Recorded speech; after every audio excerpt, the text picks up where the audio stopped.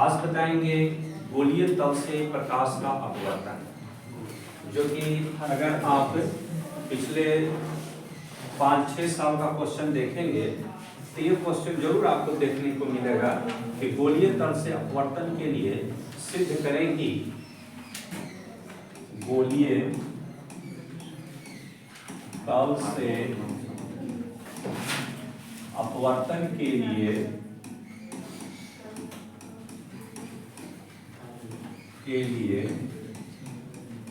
सिद्ध करें कि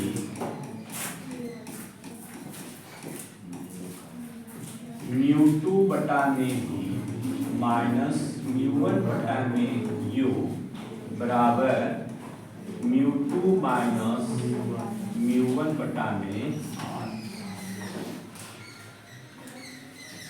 Prove that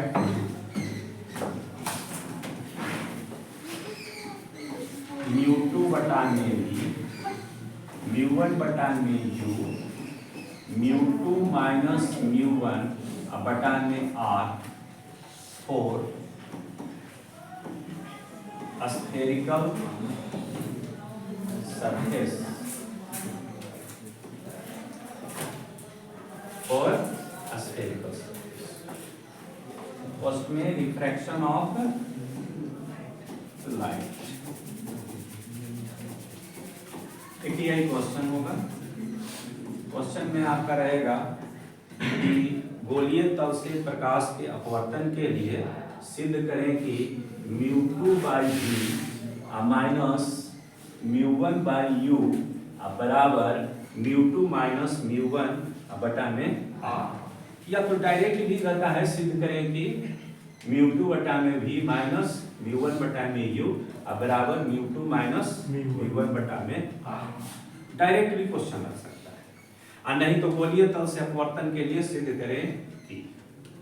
ठीक है, तो ये हो गया। सबसे पहले तो माइंड में क्वेश्चन सेट करना चाहिए, क्योंकि एक ही क्वेश्चन को कितने तरीके से पूछा जा सकता है, और उस स्थिति में आप भ्रमित न हो तो ये स्पष्ट पहले हो जाना बहुत जरूरी है। ठीक है, तो अब हम क्या करते हैं, फिगर पर क्या करेंगे, विचार करेंगे। इसको नोट कर लिए क्वेश्चन को, ऑलरेडी तो नोट है ही, इसमें तो इम्पोर्टेंट क्वेश्चन हम जारी कर दिए हैं। अब आते हैं इससे रिलेटेड फिगर पर। ठीक है, फिगर पर हम विचार करें। ओके, तो देखिए एक गोलीय तल है, स्फेरिकल सरफेस है। क्या है? स्फेरिकल सरफेस है, that is A and B।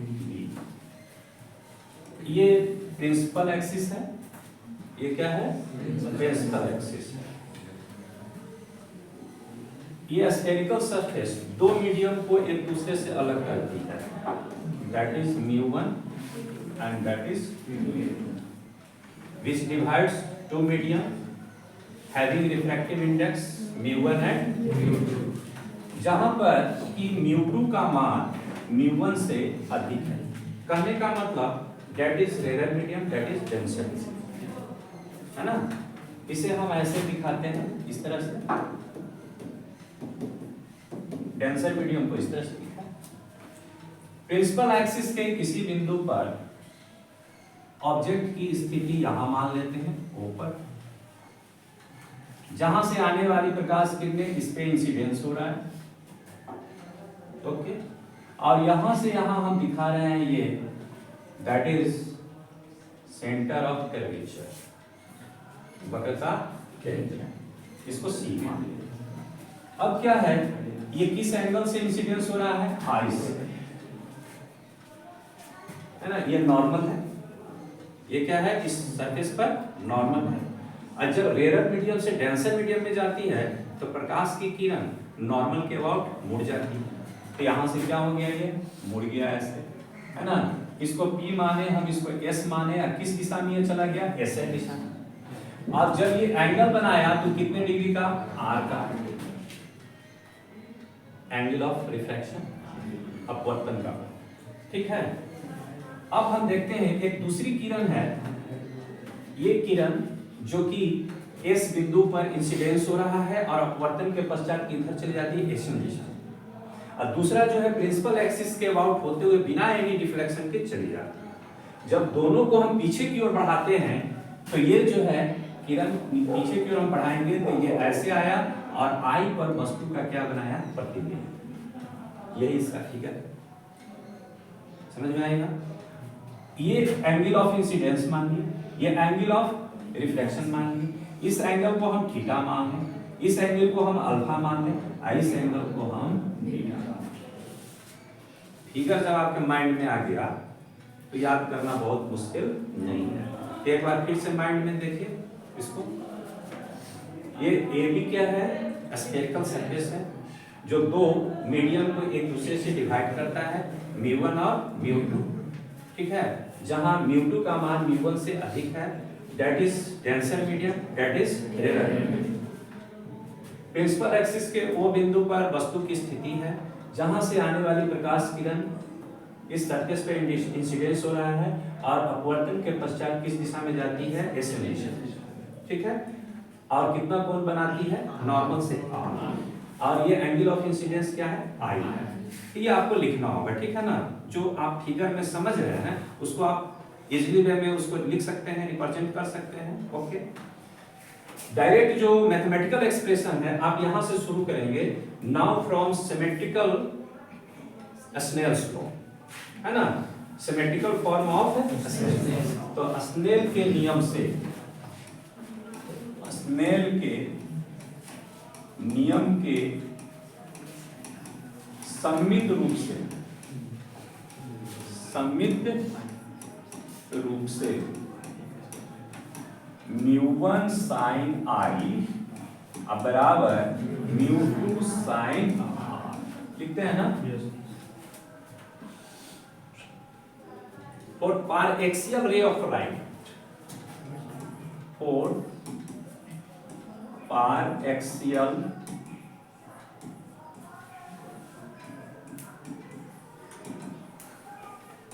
यानी उपाक्षीय किरण के लिए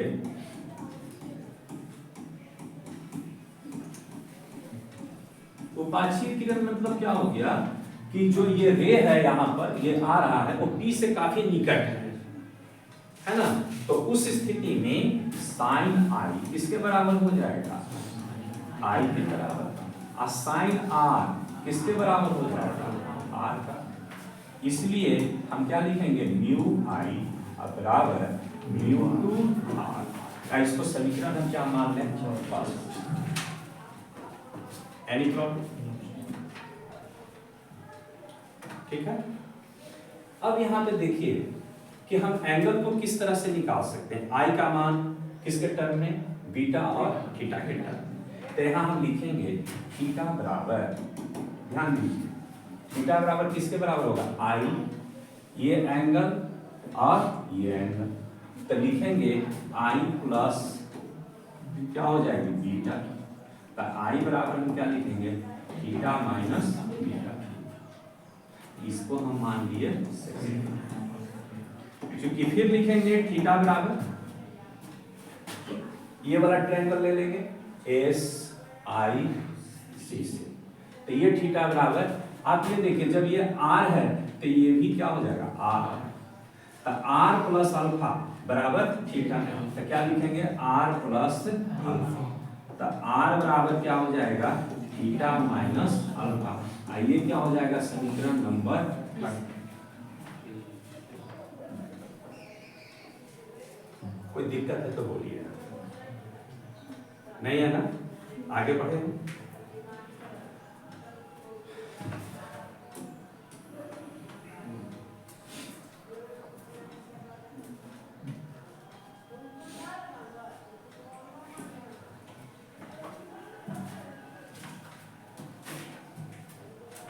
now from equation first, second and third, तो लिखेंगे समीकरण फर्स्ट, सेकेंड तथा किससे, थर्ड से।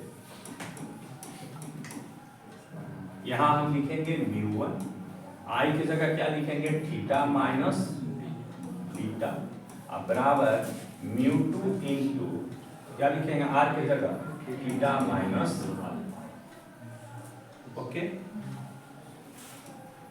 μ1 थीटा के जगह पर आप फिगर को देखिए गौर से, क्या लिख सकते हैं आप? थीटा की जगह पे क्या लिखिएगा?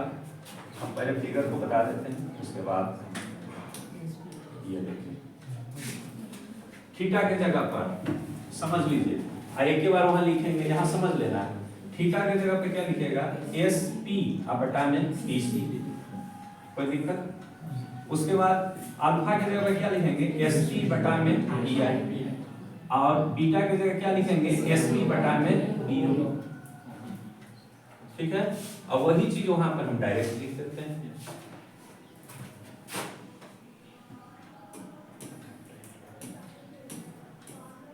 ये देखिए, तो μ1 थीटा की जगह पर आप ही बोलिए एस पी बटा में पी थीटा बराबर एस पी बटा में पी सी, अब बीटा की जगह एस पी बटा में पी आई बराबर एस पी बटा में P C minus S P बटा में पी ओ। एक बार देख लीजिए, सही है ना? एक बार देख लीजिए,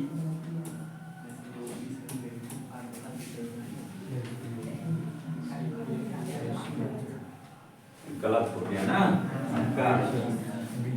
उल्टा हो गया है। क्या हो गया? उल्टा मुझे लग रहा था।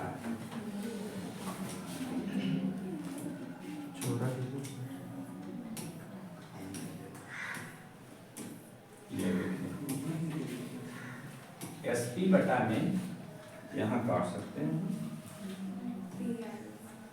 पीओ हो जाएगा। आइए क्या हो जाएगा? P I.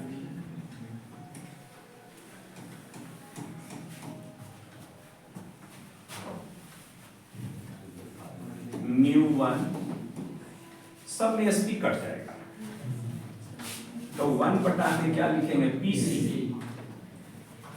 Radius of curvature. सभी दूरियां बाईं तरफ लेफ्ट हैंड साइड निगेटिव होती है, तो माइनस आर, यहाँ माइनस माइनस प्लस पी हो, वस्तु की दूरी 1 बटा में यू μ2 एस पी, ये क्या लिखेंगे? Minus R, minus minus plus 1 बटा में, यानी माइनस μ1 बटा में आर प्लस μ1 बटा में यू, माइनस μ2 बटा में आर और प्लस μ2 बटा में पी। कोई दिक्कत? बड़े आराम से μ2 by R minus μ1 by R बराबर μ2 by P minus μ1 by P. सिद्ध हो गया कि नहीं? यही चीज में निकालना था। ओके, ऑफ कर दीजिए। सबको समझ में आ गया कि फिर से समझने की जरूरत है?